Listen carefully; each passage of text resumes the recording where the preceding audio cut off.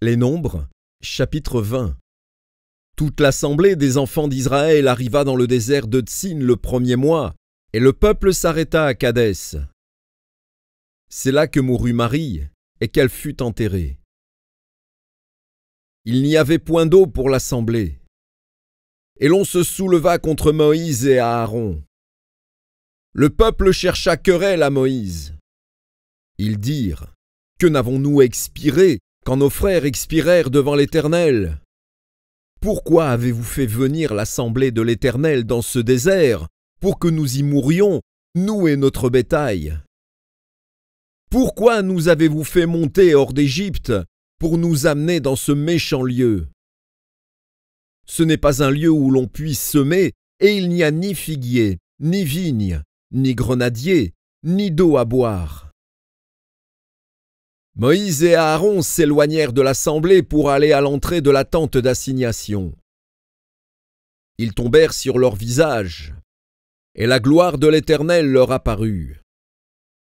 L'Éternel parla à Moïse et dit: Prends la verge et convoque l'assemblée, toi et ton frère Aaron. Vous parlerez en leur présence au rocher, et il donnera ses eaux. Tu feras sortir pour eux de l'eau du rocher, et tu abreuveras l'assemblée et leur bétail. Moïse prit la verge qui était devant l'Éternel, comme l'Éternel le lui avait ordonné. Moïse et Aaron convoquèrent l'assemblée en face du rocher. Et Moïse leur dit: Écoutez donc, rebelles, est-ce de ce rocher que nous vous ferons sortir de l'eau? Puis Moïse leva la main et frappa 2 fois le rocher avec sa verge. Il sortit de l'eau en abondance. L'assemblée but, et le bétail aussi. Alors l'Éternel dit à Moïse et à Aaron: Parce que vous n'avez pas cru en moi, pour me sanctifier aux yeux des enfants d'Israël, vous ne ferez point entrer cette assemblée dans le pays que je lui donne. Ce sont les eaux de Mériba où les enfants d'Israël contestèrent avec l'Éternel, qui fut sanctifié en eux. De Kadès, Moïse envoya des messagers au roi d'Édom pour lui dire: Ainsi parle ton frère Israël. Tu sais toutes les souffrances que nous avons éprouvées. Nos pères descendirent en Égypte, et nous y demeurâmes longtemps. Mais les Égyptiens nous ont maltraités, nous et nos pères. Nous avons crié à l'Éternel, et il a entendu notre voix. Il a envoyé un ange et nous a fait sortir de l'Égypte. Et voici, nous sommes à Kadès, ville à l'extrémité de ton territoire. Laisse-nous passer par ton pays. Nous ne traverserons ni les champs, ni les vignes, et nous ne boirons pas l'eau des puits. Nous suivrons la route royale sans nous détourner à droite ou à gauche, jusqu'à ce que nous ayons franchi ton territoire. Édom lui dit: Tu ne passeras point chez moi, sinon je sortirai à ta rencontre avec l'épée.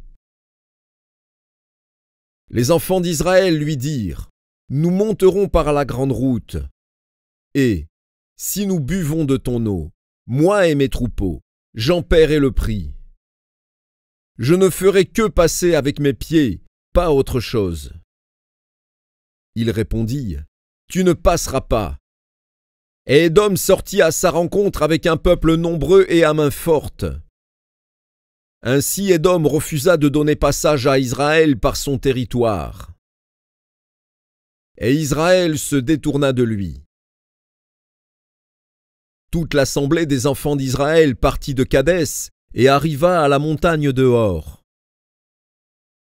L'Éternel dit à Moïse et à Aaron: Vers la montagne de Hor, sur la frontière du pays d'Édom.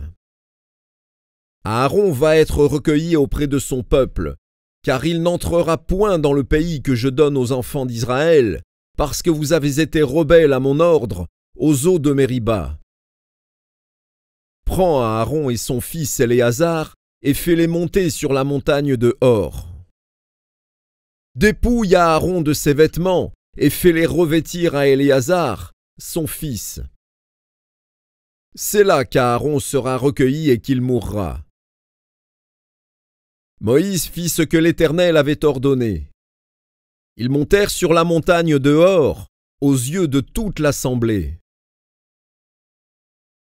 Moïse dépouilla Aaron de ses vêtements et les fit revêtir à Éléazar, son fils. Aaron mourut là, au sommet de la montagne.